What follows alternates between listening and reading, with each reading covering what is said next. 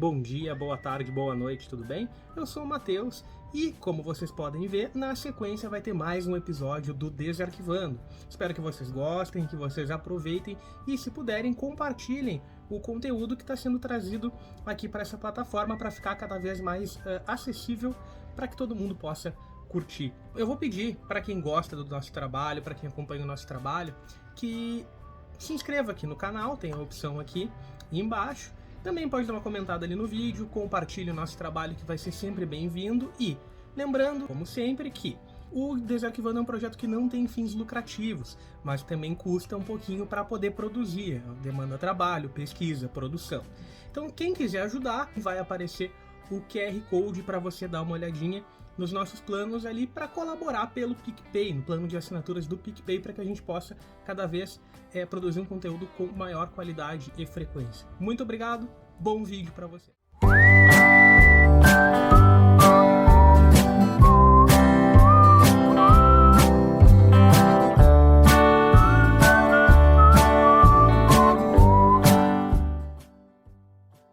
Bom dia, boa tarde, boa noite, tudo bem com vocês? Estamos aqui agora em mais um episódio Desarquivando. Estou aqui eu, Matheus, com a Nicole e a Tainise. Nós estamos hoje para falar sobre alguns temas muito atuais, muito importantes para entender o contexto do que está acontecendo no mundo, né? E talvez mais especificamente também aqui no Brasil, contexto histórico, o que a gente pode fazer de paralelo com a atualidade. Isso é muito importante. Vamos falar sobre políticas higienistas no Brasil, né? Sobre o advento das políticas higienistas lá na República Velha e como isso reflete ainda hoje em dia. O que está acontecendo hoje que pode nos remeter a esse tempo e quais as problemáticas e problemas envolvidos nisso, tá, gente? Então, gostaria de apresentar o pessoal. Boa noite, bom dia e boa tarde, Nicole, Tainise.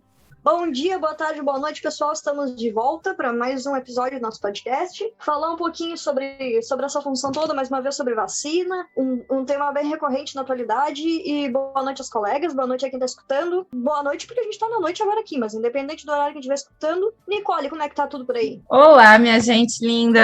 Tá tudo certo, trancada em casa, vivendo uma pandemia, mas estamos inteiro ainda por enquanto. Louca para falar um pouco sobre a higienização urbana e como ela se inicia, né? Como a gente vê problemáticas da Primeira República reproduzidas atualmente nos jornais e nas redes sociais. É isso aí, gente. Então, é um tema importante. A gente está gravando justamente hoje, no dia em que nós batemos a marca de 1.900 mortes diárias, né, por causa do Covid aqui no Brasil, e estamos num momento muito conturbado, um momento muito difícil, sem muita perspectiva de quando as coisas vão melhorar, e um dos principais fatores do tema que a gente vai falar é o que a falta de conhecimento específico sobre saúde pública, sobre vacinação, esse tipo de coisa, o quanto isso pode ser prejudicial e causar problemas dentro de uma sociedade, enquanto a gente não tenta olhar para o problema, né? A gente não tenta entender o problema, a gente tenta simplesmente ignorar, ou a gente tenta afastar, né? Tirar de perto o problema e como ele pode voltar com tudo para cima da gente. Isso está acontecendo muito agora, mas não é a primeira vez que isso aconteceu e parece que, infelizmente, nós não aprendemos com os erros, com as políticas públicas ineficazes. E com tudo isso que está acontecendo, a gente ainda segue batendo na mesma tecla. Mas vamos trabalhar um pouquinho com história, entender por que é importante a gente estudar o contexto histórico das coisas, entender o passado para que a gente possa enfrentar os problemas do presente e evitar alguns aí no futuro, né, gente? Então, a pandemia, ela levanta diversas questões, né? E uma dessas questões são essas organizações públicas e urbanas, como que a sociedade se organiza, como é que surge uma pandemia, como ela dura um ano, né? A gente está um ano enclausurado em casa. E a gente tem diversos aspectos que a gente pode trabalhar sobre a pandemia, e um desses aspectos que a gente resolveu trabalhar hoje nos chamou a atenção de um acontecimento que rolou lá na primeira semana de fevereiro desse ano, onde a gente foi bombardeado nas redes sociais e nas notícias sobre a ação do Padre Júlio em São Paulo, o qual foi visto quebrando simbolicamente pedras de concreto postas pela Prefeitura de São Paulo embaixo de um viaduto lá no centro da cidade, aonde normalmente ficavam os moradores de rua, onde eles tinham as suas lonas e suas moradias improvisadas. Eram pequenos pedregulhos, assim, um do lado do outro, em toda aquela região onde ficava aqueles moradores de rua. Após diversas reclamações, inclusive do padre Júlio e de outras pessoas ali ao redor, a prefeitura destinou alguns funcionários para o local arrancarem aquelas construções. A real intenção da prefeitura até hoje não foi esclarecida, né? Ninguém sabe exatamente por que fizeram aquilo, mas na arquitetura, isso já tem um nome. Eles chamam de arquitetura hostil, que é quando há essas construções feitas com a intenção de inibir a presença de certas pessoas nesse espaço, né? E na história também a gente já tem um nome para isso. A ação da prefeitura, ela não parece nem um pouco sem querer querendo, e também não parece sem intenção nenhuma. Ela nos remete lá no início da nossa república, lá na virada do século XIX para o século XX. A ideia de República Brasileira, né, aqui no Brasil, ela foi influenciada muito pelas ideias positivistas, né? Vamos utilizar mais ou menos ali para entender que seria mais ou menos a ideia de ordem e progresso. É um lema positivista, né? E tudo isso significa que nós tivemos elementos que foram fortes na construção do país, né, do Brasil a partir daquele momento na Primeira República. E era importante para o país tirar todos os aspectos que lembrassem a colônia e o império, né? E igualar esse país a um país republicano de fato. Né? Uma república, por exemplo, como se for, vamos utilizar os exemplos das repúblicas modernas, né? Lá naquele contexto. Vamos usar um que é a França. A República Francesa, pós-período da Revolução Francesa, todos os aspectos liberais e progressistas, né? E positivistas, no qual esse conceito aí de república estava imerso, né? E um desses aspectos é a higienização dos espaços urbanos, tá? Os centros das principais cidades da República Brasileira, eles são meio que espelhados em suas construções e políticas públicas de higienização parecidos lá com a cidade de Paris, a capital da França, né? O que isso significa, em linhas gerais? Que precisa ser eliminado dos espaços urbanos tudo aquilo que se lembra pobreza, sujeira, desigualdade social e de qualquer outro tipo, né? Qualquer tipo de desigualdade, qualquer tipo de disparidade de coisas que não são confortáveis aos olhos, né? Então, o país precisava aparentar ali, entre aspas, né? Clareza, limpeza, né? Ordem, um tipo de ordem, tudo que vem meio que embutido nesse conceito de ordem para que o país pudesse ir para frente.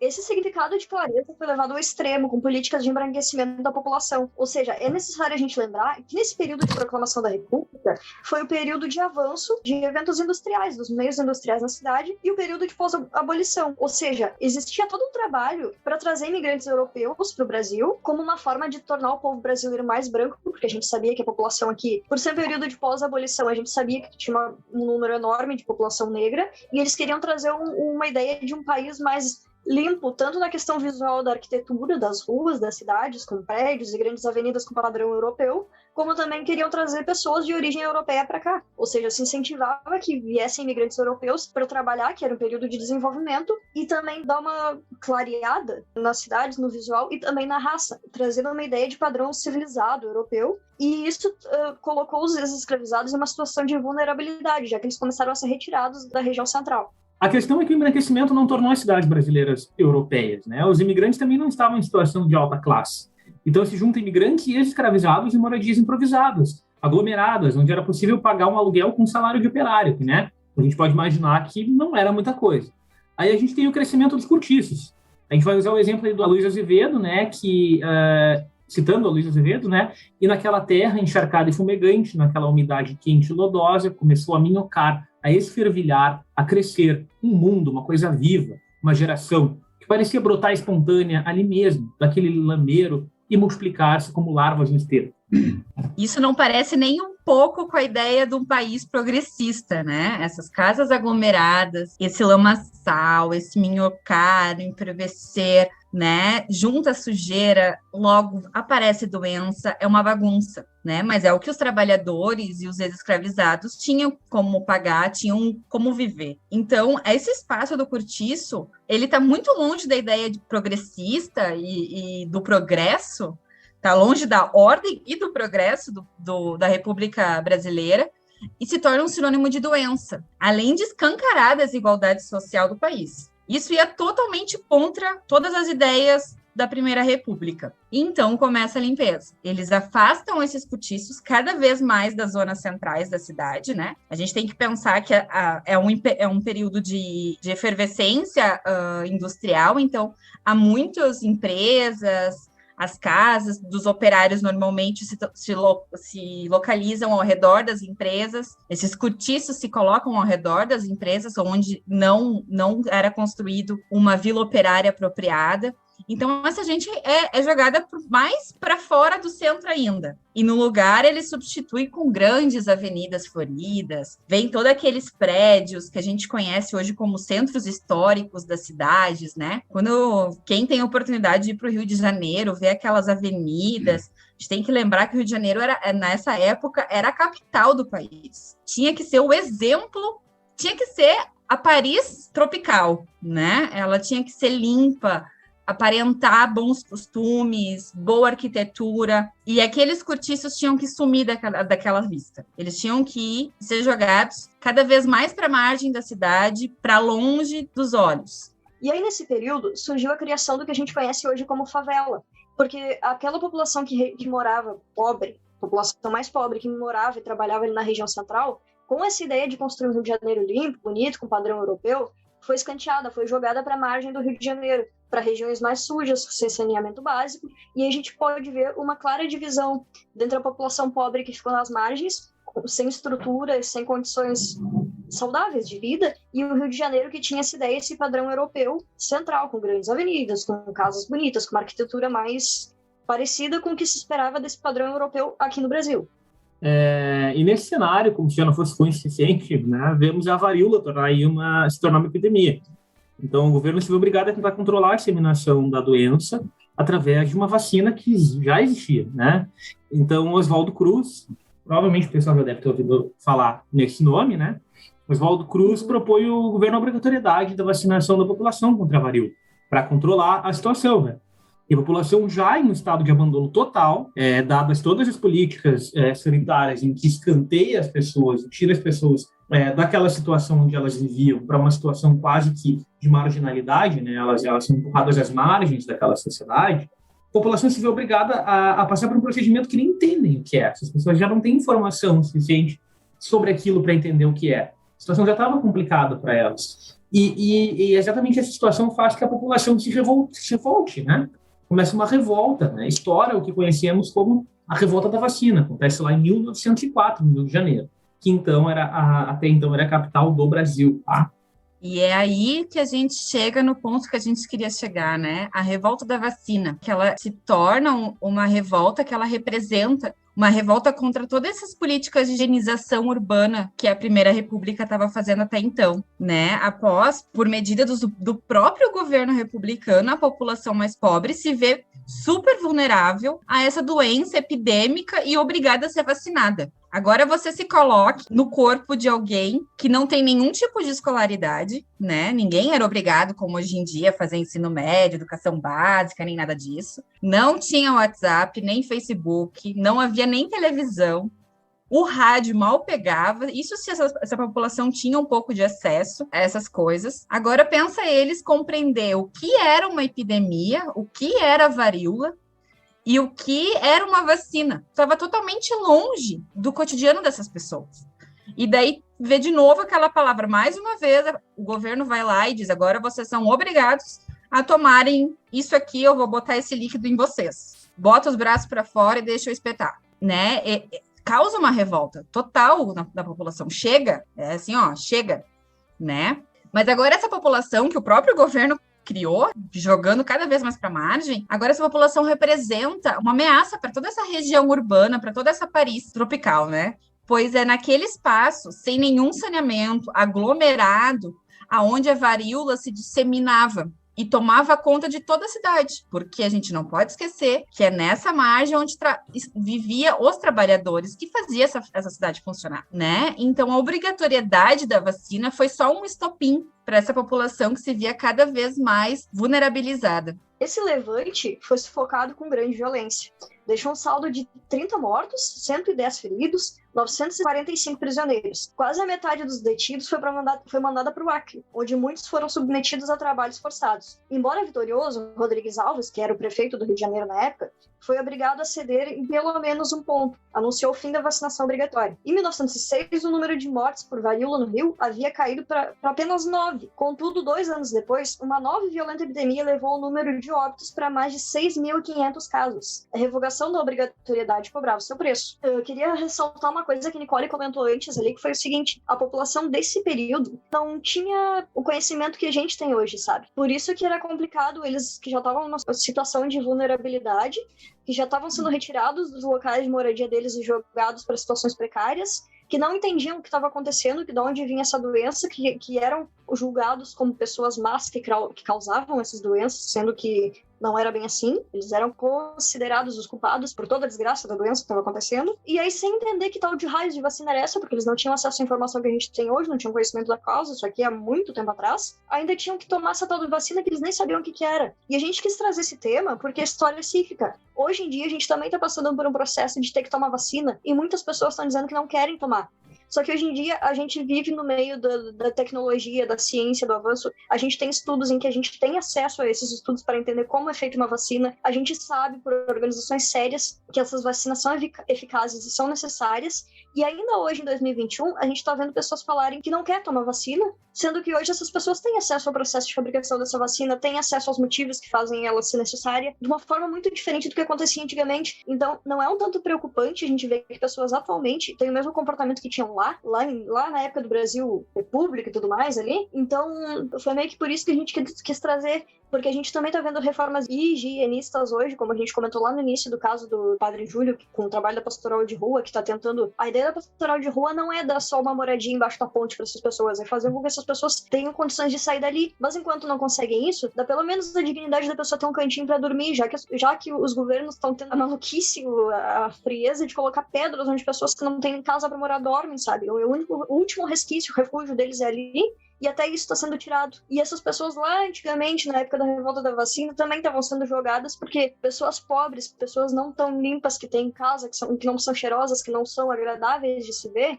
incomodam. Então o que a gente faz? A gente retira para longe. Isso aconteceu lá no período antigo que a gente está estudando e está acontecendo hoje em dia. Naquela época se tinha problema com a vacina, hoje se tem problema com a vacina. Então é muito curioso, um tanto triste a gente ver esses fatores se repetindo, mas é um tanto curioso ver como essa coisa toda é cíclica, como a história volta. E é um tanto curioso também a gente ver que em alguns momentos não se tinha informação. E hoje que se tem informação, que a gente sabe porque as coisas acontecem, porque as pessoas ainda têm esse pensamento tão antigo e não fazem questão de evoluir. Só fazendo um adendo à fala da Denise, é exatamente isso que acontece, e é curioso como nós temos a dificuldade de entender o processo histórico que acontece no Brasil, por N fatores, né, que nós não temos um grande incentivo a que se busque conhecimento sobre história com o pessoal qualificado na área, né? Por exemplo, nas mídias e tudo mais, o pessoal tal que ocupa, a gente até estava falando sobre isso no último episódio, a importância de pessoas qualificadas ocupando espaços dentro das mídias alternativas mais populares hoje, para poder ter esse diálogo, para que a gente possa reforçar a necessidade de se ter consciência histórica, né? Entender esses processos. Uma coisa muito curiosa, um exercício interessante para se fazer hoje em dia, é quando eu estou na minha cidade. A gente tem que entender a cidade, a urbe, aquela área urbanizada da cidade, como um organismo, né? E como esse organismo ele funciona em combate àquelas coisas que o próprio organismo não julga benéfico, né? Então, por exemplo, como é que funciona uma questão de obras públicas dentro de uma cidade grande, né? De uma metrópole, por exemplo, de uma cidade com um pouco mais de estrutura? O centro da cidade sempre é a área em que vai ter preferência, porque é a área comercial, sim, porque é a área onde ficam os maiores empreendimentos, geralmente dentro dessas cidades, sim, mas porque as áreas afastadas, os bairros, não são tão interessantes às vistas de quem está agindo com essas políticas. Então, os bairros geralmente vão ser as últimas localidades a ter aquelas obras de infraestrutura. Os bairros vão ser os últimos locais ali onde vão ter aquela atenção redobrada das prefeituras. E as pessoas em situação de rua, elas são vítimas de um processo social, né, de um problema social que vem desde essa época. Essas pessoas foram tiradas das suas casas, das suas moradias, por mais que fossem moradias insalubres, que são também um problema, essas pessoas foram chutadas, né? no período ali da pós-abolição, elas foram chutadas para as margens da sociedade e essas pessoas até hoje não têm onde morar. O processo é basicamente o mesmo, que nunca foi tratado da maneira correta até hoje. Nunca, em momento nenhum na sociedade. Então é mais fácil a gente tratar essas pessoas como pessoas que não são benéficas ao nosso organismo, da área urbana, do que nós entendermos elas como vítimas de uma situação de consequência de um problema social, não é? Então, nós não as pessoas não entendiam isso naquele momento ali na República Velha, no início ali do século XX, por exemplo, e talvez nós não entendamos isso até hoje. E isso reflete diretamente nas políticas agora públicas em relação à vacina. Nós temos um contraste, né? Dessa vez o governo não é muito chegado na vacina, digamos assim, e as pessoas vão optar por uma desinformação, uma informação mal guiada, sobre coisas que é muito mais fácil ter acesso hoje do que era antes, mas o processo se repete. E nós vivemos sempre nessa situação de que nós varremos tudo para baixo do tapete, porque é mais fácil eu não ver a situação que me incomoda do que eu talvez entender que ela é um problema que nós nunca tratamos da maneira correta, né? Essas pessoas aí são vítimas, né? Inclusive, nós estamos essa semana, a gente tem que dar uma procurada sobre um projeto de lei agora que é baseado no trabalho do padre Júlio, para coibir a arquitetura, que a gente chama de arquitetura hostil. Nas cidades, para não se trabalhar mais com políticas públicas que visem esse tipo de arquitetura que é excludente, né? Então, claro, ninguém gosta de ir no centro da cidade, ou fazer alguma coisa, e ter uma pessoa ali deitada na rua, aquela pessoa em situação em que ela não está limpa, em que ela talvez não vá ser agradável aos teus olhos e vá te incomodar, né? Ninguém quer ver isso. Mas por quê? Por que a gente não entende por que essa pessoa está ali? É mais fácil a gente virar o rosto e reclamar que aquela pessoa está ali porque ela quer. E não é assim que a situação funciona. Enquanto nós não entendermos todos esses processos, todos esses problemas sociais e combatermos de fato esses problemas e irmos até a raiz deles, entendermos como nós estamos repetindo os mesmos processos, talvez nós consigamos ir para frente. Mas aí a gente precisa de um trabalho árduo de incentivo à pesquisa, de incentivo à ciência, que são coisas que hoje estão sendo, querendo ou não, tiradas das principais pautas do país. E a gente tem que entender isso como mais um fator que talvez dificulte essa luta que se tem que ter em relação a isso, né? Então, eu só queria fazer esse adendo para poder encerrar aqui a minha parte, deixar as gurias falarem um pouquinho, que vamos estudar a história, pessoal. Vamos contextualizar, vamos entender o que está acontecendo, porque isso já aconteceu diversas vezes e segue acontecendo. Enquanto nós não olharmos para o problema e tentarmos achar uma solução, ele vai seguir se repetindo, ele vai seguir ali. E é por isso que a gente tem que entender a história. Por isso que a gente tem que ter consciência histórica do nosso país, dos nossos processos sociais, culturais. Porque eles estão aqui. Eles estão aqui e a gente está só meio que virando a cara para eles. E eles seguem aqui, não é? Então, fica a reflexão, fica o exercício para quem quiser. Fica a importância de contextualizar tudo que a gente fala sobre história e como isso é importante em processos de prova, por exemplo, do Enem, em qualquer outro texto que você vai escrever. A reflexão, o uso do contexto histórico, ele é muito importante para poder clarear o que está se falando sobre determinado tema, né? Então, desculpa, Nicole. Não peço desculpas. Eu acho que a gente trabalhar, por exemplo, claro, a gente não trouxe nomes, datas específicos, locais, avenidas, porque isso a gente encontra nos livros didáticos, a gente pode encontrar facilmente esses nomes dos presidentes da Primeira República, enfim.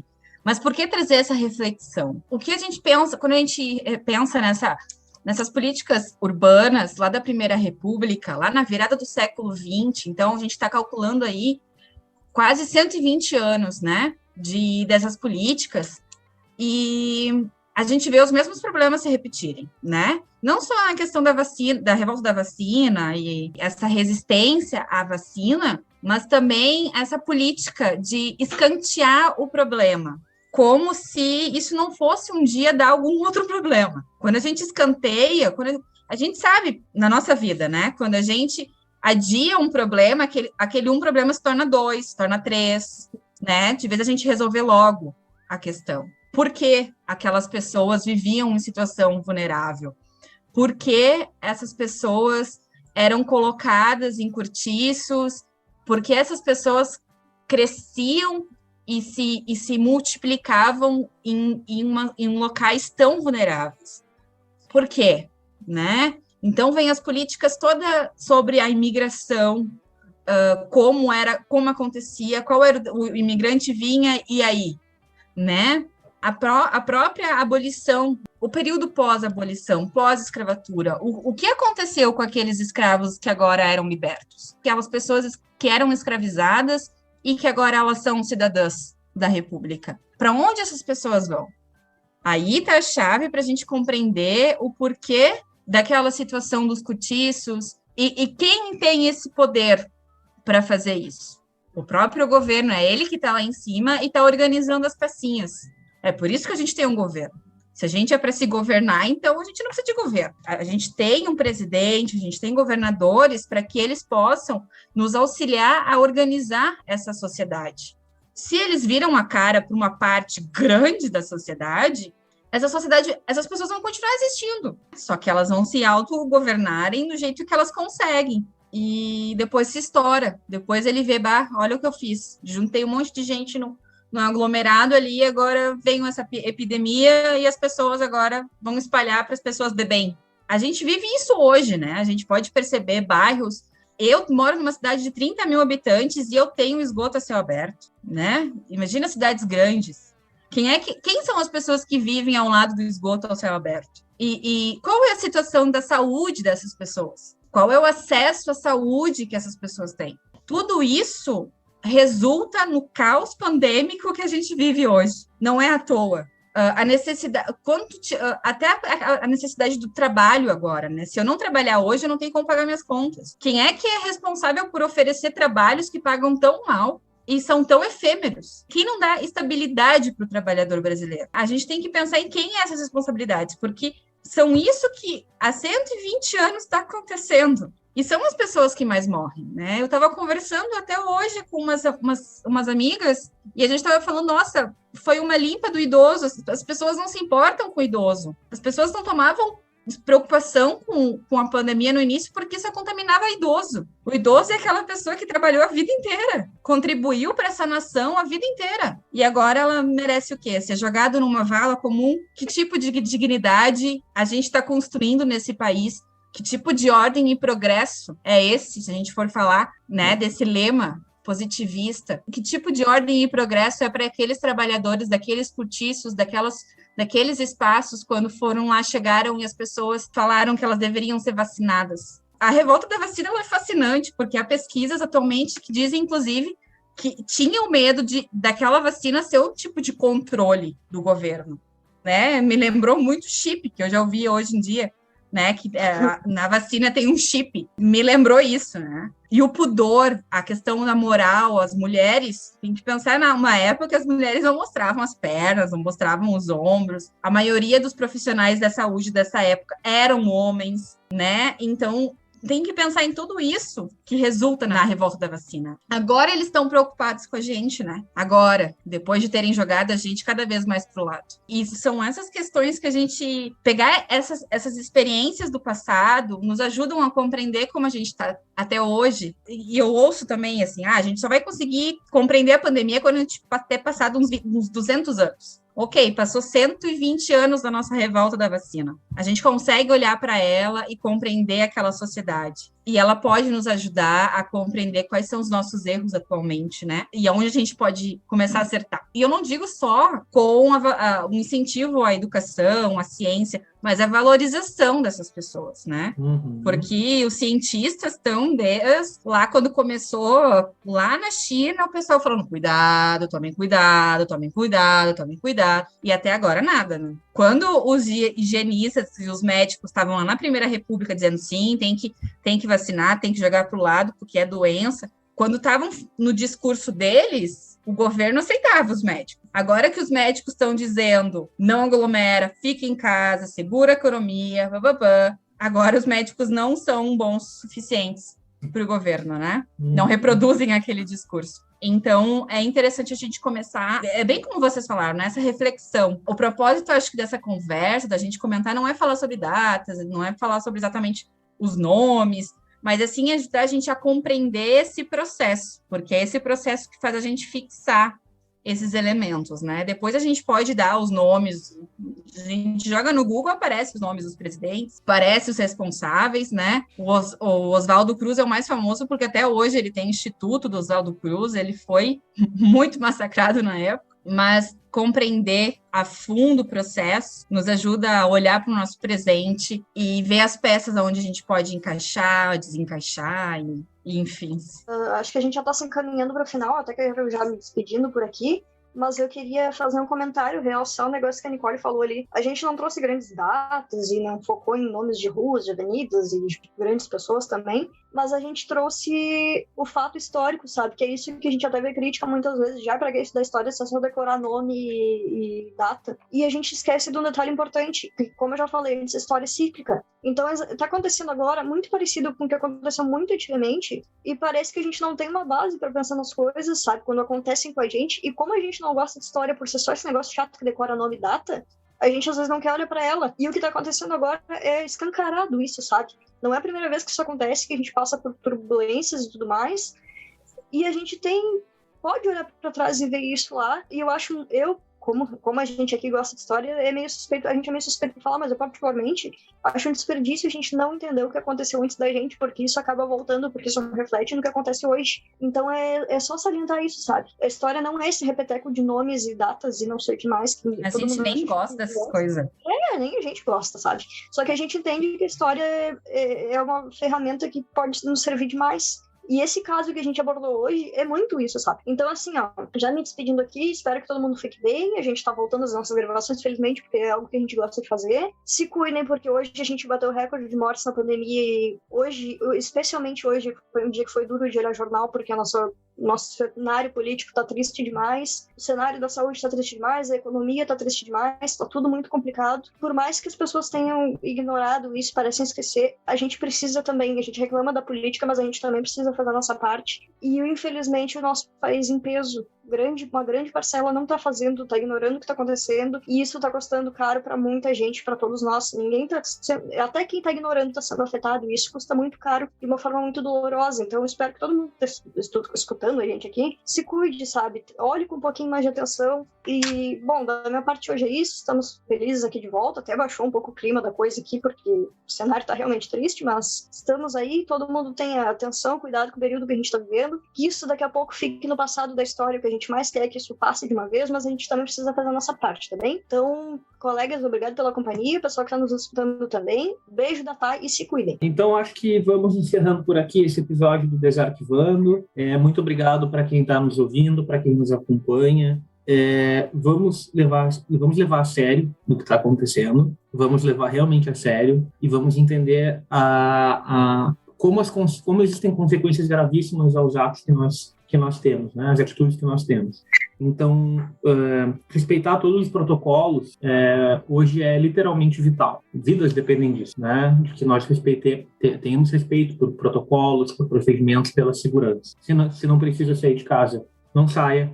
Se precisa sair para trabalhar, para qualquer outra razão, saia, se proteja, evite o máximo de contato que puder e leve a sério. Acho que esse é o único pedido que pode acarretar em todos os outros que são oriundos disso, né? Leve a sério, respeite e cuidem-se. Quem gosta de acompanhar o Desarquivando, estamos nas redes sociais, estamos no Twitter, no Instagram, com o usuário @desarquivando, só procurar lá. Temos também a nossa página de assinaturas no PicPay, tem lá uns valores bem simbólicos para quem quer ajudar o projeto a continuar. A gente sempre fala, o projeto não tem fins lucrativos, mas custa, tem custo para produzir, para a gente poder manter a estabilidade do projeto. Então, quem quiser ajudar, nós vamos ser muito agradecidos para que a gente possa seguir produzindo conteúdos, tá? Muito obrigado a todos e a todas. Tenham, na medida do possível, uma boa semana e nos vemos de novo no próximo episódio. Bom dia, uma boa tarde e uma boa noite.